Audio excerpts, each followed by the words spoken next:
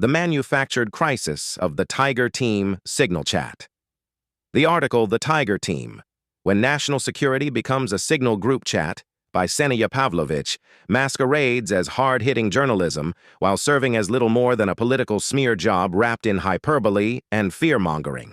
Rather than uncovering genuine malfeasance or scandal, the piece exploits a clerical error, a wrong signal invite, to indict an entire group of America First leaders, many of whom have spent their careers defending this nation, while the left-leaning media class lounges in intellectual ivory towers.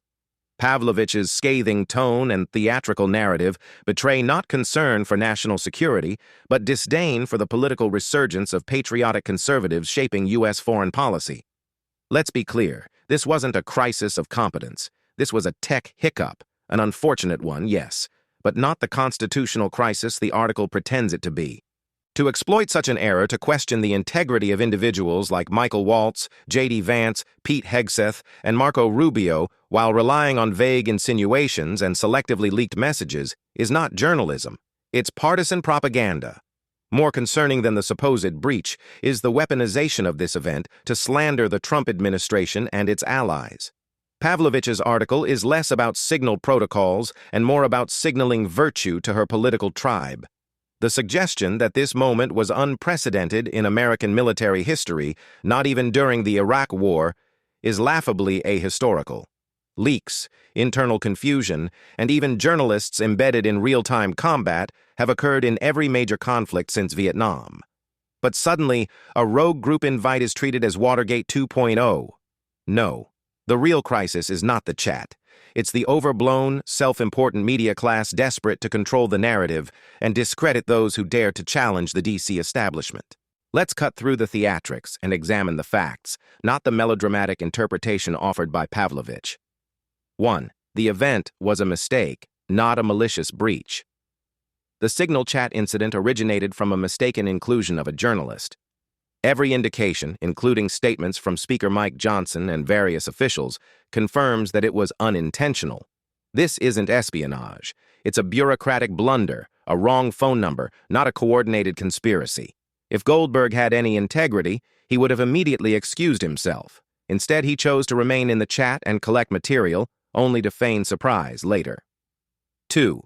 Classified material was not published. Pavlovic makes it sound as though America's nuclear codes were sent over signal. They weren't. Even Goldberg, the unintended recipient, did not publish the most sensitive messages because, by his admission, they lacked full operational detail. No strategic imperatives were exposed, and no troop positions were compromised. There is no evidence that this episode endangered any lives. 3. Signal is secure and widely used. While Signal is not the gold standard for top-tier intelligence sharing, it is end-to-end encrypted and regularly used by government officials, diplomats, and journalists around the world. European agencies may avoid it for ultra-sensitive data, but let's not pretend it's some unprotected group text. The hyperventilating over its vulnerability is intended more to smear than inform.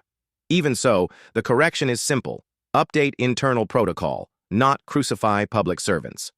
4. Political elites are terrified of accountability. What irks the author is that this group chat included voices outside the stale swamp consensus, people like Vance and Pete Hegseth, who do not parrot the globalist narrative, question endless entanglements in the Middle East, and want Europe to pay its fair share. The quotes about European freeloading aren't scandalous, they're truthful. If that offends the DC cocktail circuit or Atlantic staff writers, so be it. 5. This is not about leadership, it's about control. Pavlovic ends her piece by calling it a crisis of leadership. What she means is, how dare these conservatives operate outside the legacy media's gatekeeping apparatus? The truth is that these men were doing their jobs, assembling a response to Houthi aggression and coordinating a legitimate national defense measure. The left didn't like that it wasn't done in the style or through the channels they control. Conclusion. This episode is not a national security scandal. It's a journalistic hit piece dressed up in Cold War-era paranoia. The actual breach isn't in signal. It's in trust, the American people's trust in media institutions that no longer report the truth but instead revile it. They see conservative leadership not as an alternative voice, but as a threat to be silenced.